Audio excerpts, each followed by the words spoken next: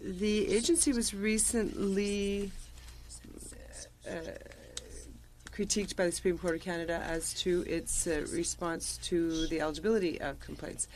So the agency seems to have a very restrictive interpretation if it comes from a third party or a public advocacy organization.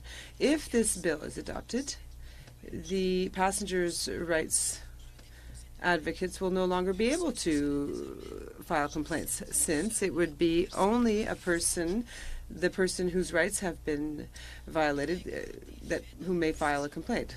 So given the Delta Airlines decision against Lukash,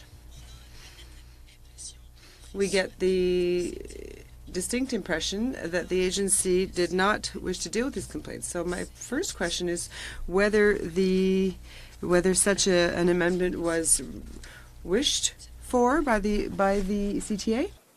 Again, in terms of the specific amendment you talk about, we don't take a position on whether or not it's the right amendment. I'm not, of course, honorable senators, trying to dodge your questions. I'm simply deferring to the minister and to the government on questions of policy, because they're the ones who bring forward the legislation. Where we have experience administering the current legislation that's relevant, of course, I'm happy to share that, but I don't think it's appropriate for the chair of the agency to provide commentary on specific policy choices made by the government in the crafting of the legislation. So we don't take a position as an organization on whether the specific provision you've alluded to is the correct provision or not.